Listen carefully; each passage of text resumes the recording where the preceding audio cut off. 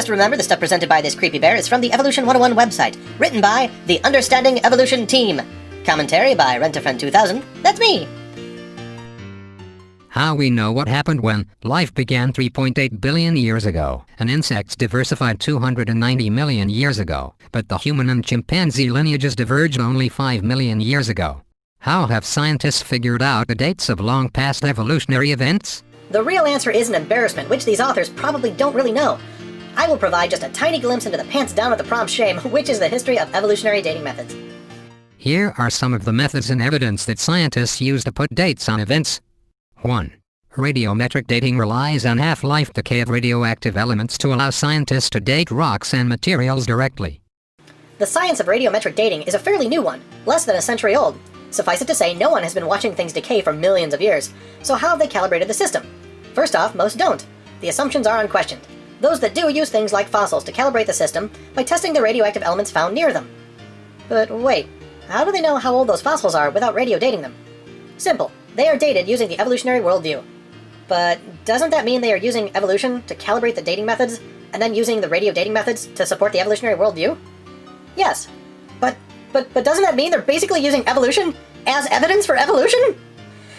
At this time, the captain would like you to fasten your seatbelts, put your seats and tray tables in the full upright and locked positions, and firmly secure your mind diaper. Thank you for flying Creation Soapbox Airlines. But chemistry is a fairly reliable science, right? Certainly. Chemistry is an observational science, meaning we can see chemicals doing their thing right here and now. But the evolutionary story and deep time are far from here and now. This is like a guy saying to himself, "Hey, this tape measure certainly was accurate in measuring the length of my house and the height of my dog.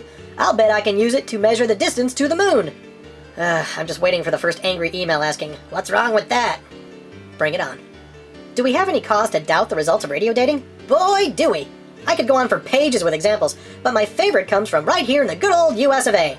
When the lava rock at the top of Mount St. Helens was dated using these methods, we first off got dates that ranged from 300,000 to 2.8 million years. That's a huge margin!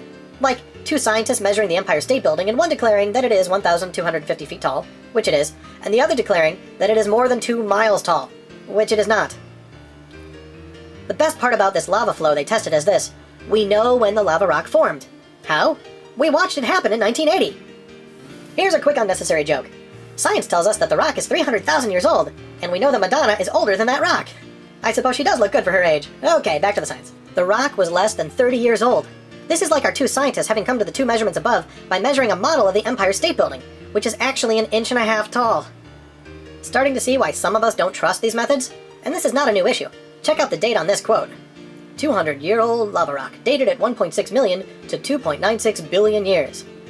October 11, 1968. 1968! Every time we date volcanic rock we know the age of, the resulting ages are wrong by hundreds of thousands or millions of years. Why would we trust it to find the age of rocks we don't know? If my bathroom scale says my hamster is 800 pounds, I'm not stepping on that thing to see what I might weigh. Here's another part of the puzzle which fails for evolution. Radiometric dating methods only work for lava rock, but fossils are found in conglomerate rock, which is rock formed by sediment and water, like in some huge global flood, for instance. Thus, these methods are useless for dating fossils even if they were reliable. To continue with my metaphor, if my bathroom scale says my hamster is 800 pounds, I'm not going to use it to find out how tall I am. But apparently, Darwin would. Carbon-14 dating is just as bad. First, because it's not even hypothetically reliable for anything older than 50,000 years. When people say it's been used to prove dinosaurs are hundreds of millions of years old, the only point they're making is how much they still have to learn. After 50,000 years, all of the C14 has decayed and there is nothing to test. But secondly, and more importantly, we cannot find anything on Earth that has no C14 in it.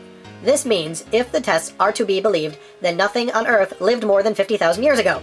So much for the 5-million-year-old monkey. Finally, sometimes organic things, like tree remains, can be found fossilized in rock and coalified, meaning that part of the tree is coal, still organic, containing C14, and part of the tree is rock, no longer containing carbon.